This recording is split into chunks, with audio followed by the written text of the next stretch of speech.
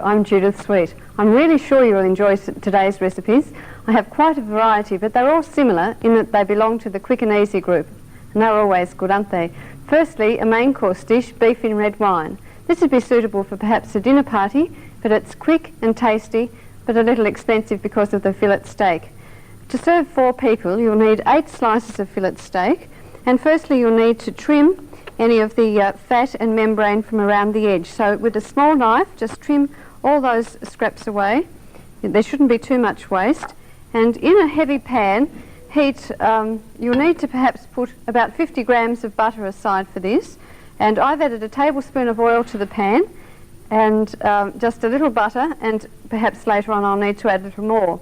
And then the steak is, if it's more than 1 centimetre, you would probably need to thin it down a little by using a meat mallet. Put it into the hot oil and butter and leave it still so that it will have good contact with the base of the pan, so that you get a very nice brown there. Make sure you've got an apron on or stand well back, because it does spit. There's not much you can do to help that. Don't move it around, as I said. Leave it there so that it has good contact and it will really brown. And when you're sure it's brown on that side, then you can turn it over using some tongs or some wooden spatulas like this. I've already cooked a few pieces and I'm draining that on some absorbent paper towel. Now this casserole is very, very tasty because it has onions, small onions and small mushrooms added to it for difference in texture and flavour.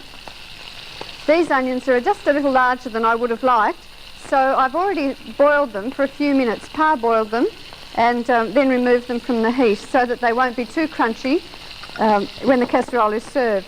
Leave the little core part on the base so that it keeps the onion all together and also stops the smell or the strong odour exuding, and then just trim that off before you pop it into the pan. This is also flavoured with some tomato paste, about a tablespoon or 2 of tomato paste, some French mustard, and some brandy and some red wine. You can see the lovely brown I've got there. If you use a cast iron pan, you can be sure that you'll get a good colour. They're wonderful for that. And as I said, leave that still. Now this is going to cook in the oven for about 15 minutes after we've gone through the stages on the oven top. And so the steak really at this stage only needs to be brown and all the juices sealed inside there with the high heat. So as soon as that's brown, I'm going to remove that and then toss the mushrooms and onions briefly in the pan. And then I'm going to make a sauce, adding some flour to the leftover butter in the pan. That's why I didn't want to add too much. Oh, that's quieter, isn't it, once that noisy steak has gone. I didn't want to add too much oil because I wanted the flavour of butter to be in the casserole rather than the oil. So just toss these around. You'll need 8 little onions and about 200 grams of the of nice button mushrooms. Get small ones, if at all possible, and keep them whole, and that adds to the glamour of the dish a little. So these really just have to be covered in the butter, and I can see that that's taken up some of the butter. So some of the 50 grams I'm just adding a little extra there to the pan. Probably started off with about 25 grams in there. So that looks good, and you can just remove those. They can go straight into the oven-proof dish with a slotted spoon. I'll take them out now. Perhaps you could give those a minute or 2 more in the pan. Then I'm going to add some flour in here to make a roux for the base of the sauce. I'll just turn the, we've got rolling onions here, so that looks quite nice there. I'm going to add a little more butter to the pan and stir the flour in now, about 2 tablespoons of plain flour. Just melt that butter off the heat. And then this also has 2½ cups of water, to which I'm going to add a couple of teaspoons of beef stock, or you could use some beef consommé, or of course your own beef stock would be even nicer. So just mix the flour in with the melted butter and let that cook for a minute or 2. Make sure it's smooth. Just pop that back on the heat. These cast iron pans do hold the heat tremendously, and so you need to be aware of that and just lift it off the plate if you think things are getting a little too hot. You can see I'm taking up the brownings of the pan, so the beef flavour will permeate this sauce as well. Now I'll remove that, just lift it off the heat, and now I'm going to add the 2.5 cups of water with about 4 or 5 tablespoons of red wine added to that, and 2 teaspoons of stock powder, beef stock powder has been added to that. You can see how hot the pan is even though it's been removed from the heat. It really does hold the heat, and of course saves power by that fact. And the beauty of these black line pans, or the black cast iron, is that they brown so beautifully, and they're very easy to clean too, to wash. I find even if things stick, you find it will come off very readily. Now you could use this dish with veal too, but you wouldn't need to cook it quite as long in the oven. Probably just 10 minutes in the oven in the casserole would be sufficient, and it really is rather nice with the veal. It smells good with the wine going in here. This looks rather like cordial, but it's just because I've mixed the two, the wine and the water together there. Now while this is thickening, you can add the rest of the seasonings, which, as I've mentioned previously, are the tomato paste, which I've measured there. That's a non-salt one. That's could be entirely your choice, but remember the beef stock powder is quite salty. So, and to that I'm going to add the mustard and the brandy and a little black pepper, and then that's going to go, once the sauce is thickened, into the casserole and cooked in a moderate oven for about 15 minutes. So I'm just going to pop the steak in there now on top of that, and it's looking rather nice. Certainly smells good already. And then I'll pour this on. We'll just take a break while I finish thickening the sauce.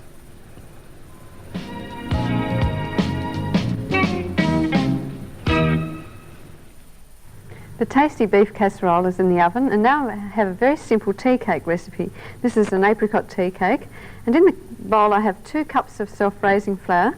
To that I'm going to add half a cup of sugar, 75 grams of melted butter. I like recipes that have melted butter in them because they're always going to be simple to make. Half a cup of milk, a few drops of vanilla essence or lemon essence, whatever's your preference, and 1 egg, and 2 tablespoons of apricot jam.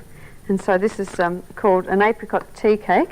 And later on, when it's cooked and out of the oven, it has an apricot jam spread over the top of it like a topping, and then sprinkled with coconut.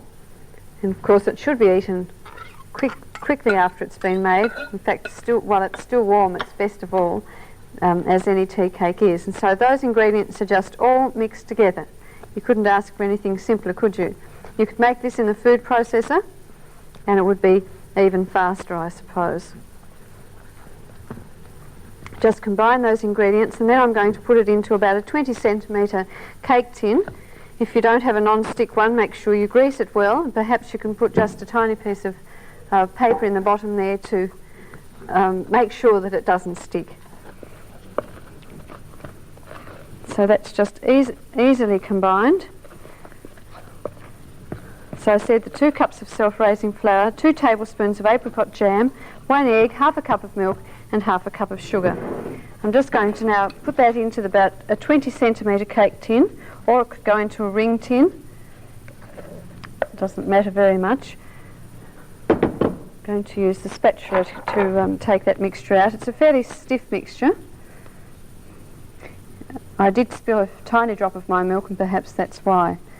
But you could always add a tiny bit more if you thought it was a bit stiff. And that's going to cook in a moderate oven at about 180 degrees for 35 to 40 minutes.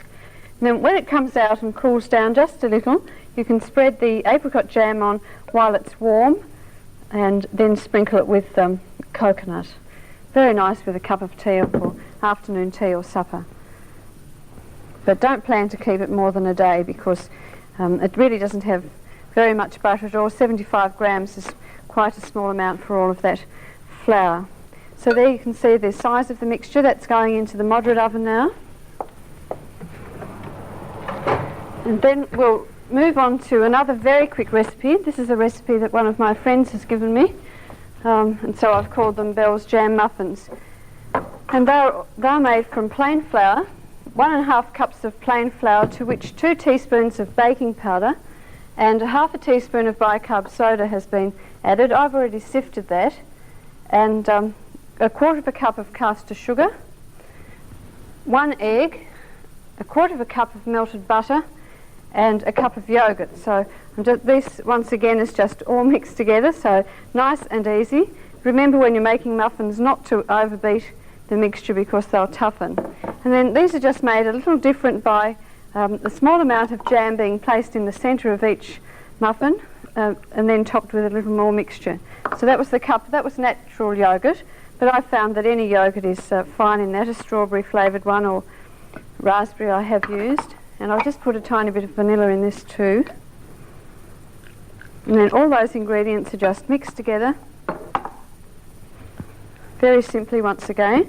You could make this too with a combination of 3/4 cup of wholemeal flour and 3/4 cup of plain flour if you'd like to add a little more texture and fibre to this mixture. So just together until all the flour is moistened. And these are really very tasty, very popular, and of course they're meant to be eaten as soon as they come out of the oven. I'm sure you'll have no problem there with them going stale because they really are quite acceptable. Now this isn't really quite a true muffin dish, but it's quite suitable, and I have 16 gaps here, so I'm sure that it will go quite a way to filling those. Now you need to put just half the mixture in the tin and then a small amount of jam on the top of that, and then just top it off with a little mixture before it goes into the oven. So I'm going to spoon that in. I'll just do a few and show you how to put the jam and the topping on like that. I'm using a raspberry jam today, but you can use any sort of jam at all. I have said in the written recipe that you'll collect to put half the mixture in and then the jam and top it with the remaining half. But I have found that it is better to perhaps put 3/4 of the mixture in, as you can see I'm doing now, then the jam on top, and just topping it off with a small amount of mixture, because I have found that the jam, particularly if it's a jelly type one, a thin one, will run through to the bottom and perhaps cause them to stick or break the bottom. So just to see, you can see how I'm just covering the jam with a small amount of the mixture, not really half the mixture. So remember that when you get your recipe sheets, and I think that you'll have more success. And so by the look of this, I'm sure I'm going to make more than 12 of this size, but if you had the true muffin tin, it will just make 12 muffins. And they really are nice. And of course, as I've mentioned, if you wanted to add the more fibre, you can use some wholemeal flour there. I wouldn't use all wholemeal flour though, because you'd find that they were a little heavy. And the baking powder and soda reacts with the yogurt and helps these to rise nicely and to be quite light. So I'll just do a few more there. I'll get these ready to pop into the oven and we'll take a break.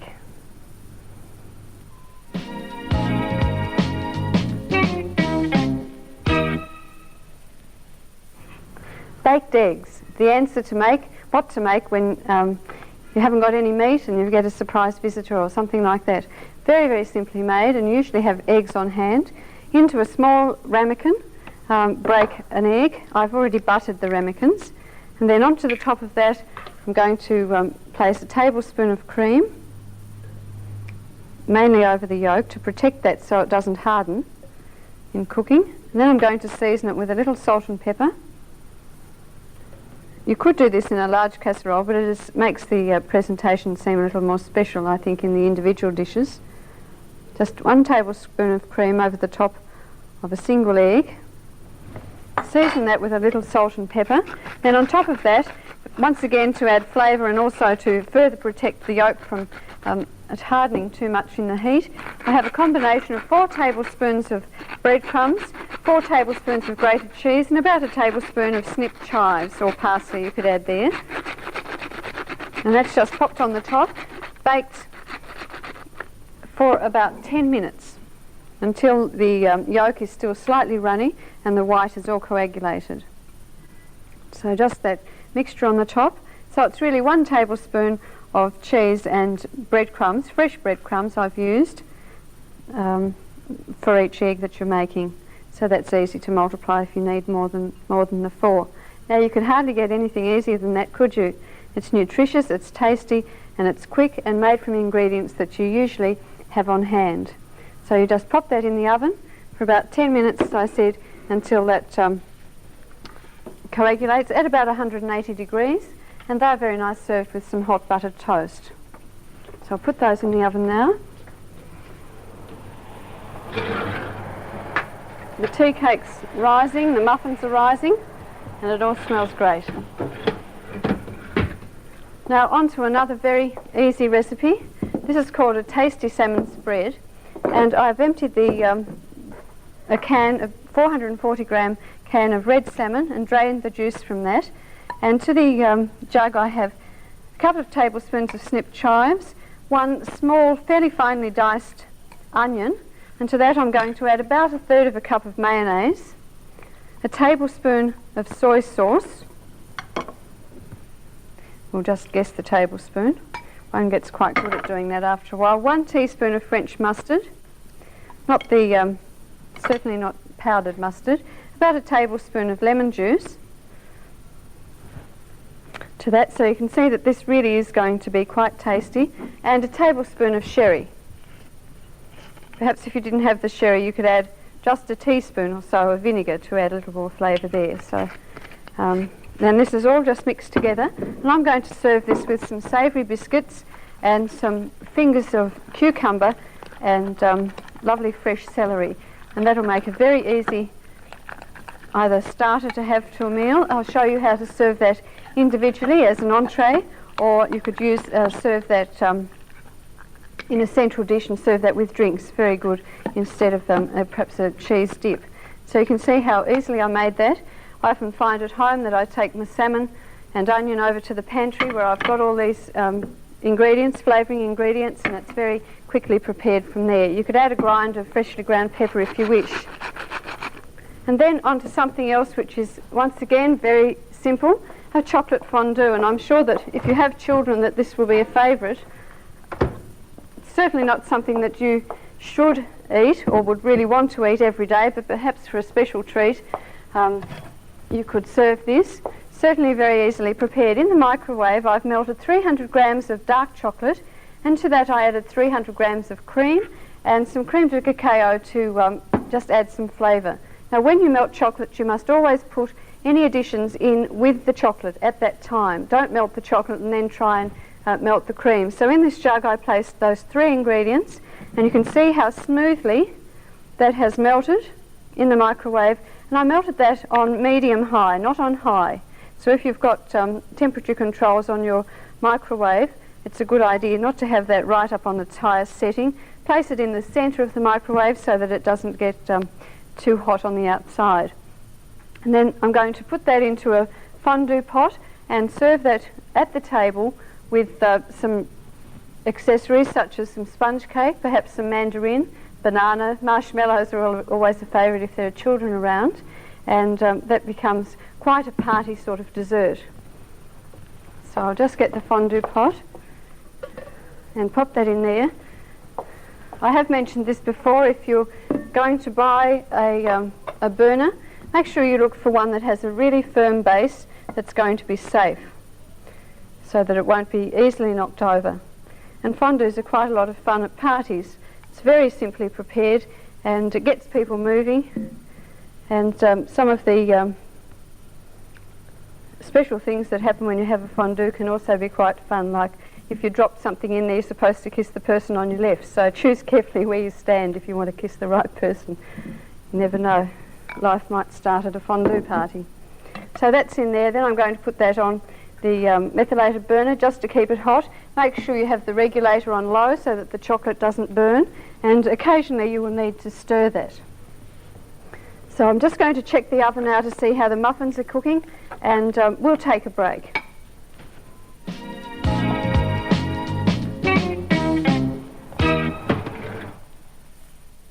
It's a good idea to make the salmon spread a little ahead of time so that all the flavours will combine. The sherry, the soy sauce, the mustard, lemon juice, etc.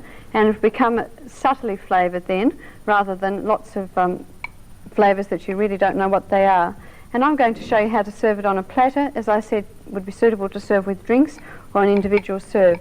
So this is the plate that I have ready for the drinks or with cocktails, and the one over here as an individual serving, and I've just made a small salad and placed on the plate, and also some triangles of hot toast there.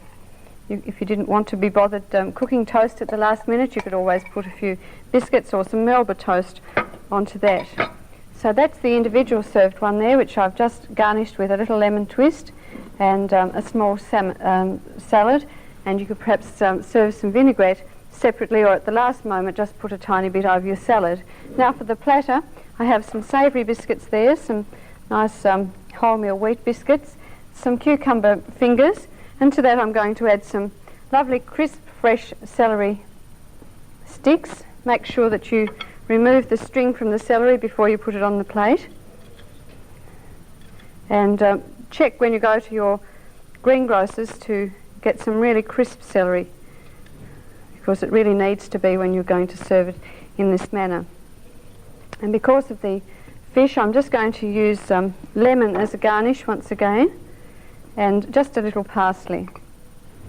And I think that looks quite attractive.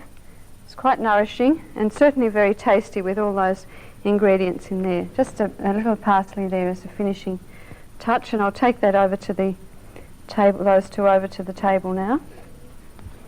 That's the tasty salmon spread. Make room on here. And last of all, I'm going to finish off the apricot tea cake, and that's spread with some apricot jam, which I'll just get. Some apricot jam is spread over that, and then that's sprinkled with the coconut, as I mentioned before. Do this while the cake's still warm, so that the apricot jam will melt and the coconut will stick to that. You'll probably need to serve a serviette with this or a fork, because it's rather sticky with the apricot jam on the top. It makes rather a nice sized cake, as you can see, and it certainly smells very nice too.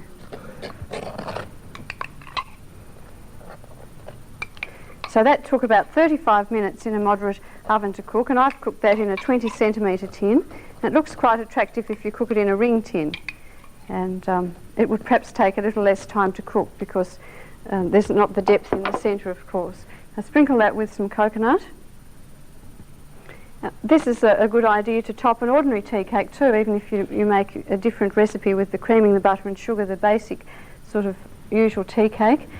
Just the apricot jam on top and the coconut makes quite a nice variation. So I'll place that on the table along with all our other goodies for today. You can see the fondue pot here with the special forks. Make sure that you have those handy. If you don't have those forks, perhaps some splades would do fine.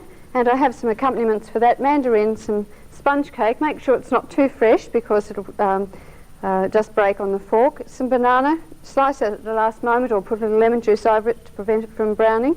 And of course the marshmallows I mentioned. The baked eggs in front, the lovely looking muffins, the beef with red wine, and the salmon platters. All very, very quick and easy, and I'm sure excellent recipes for your repertoire.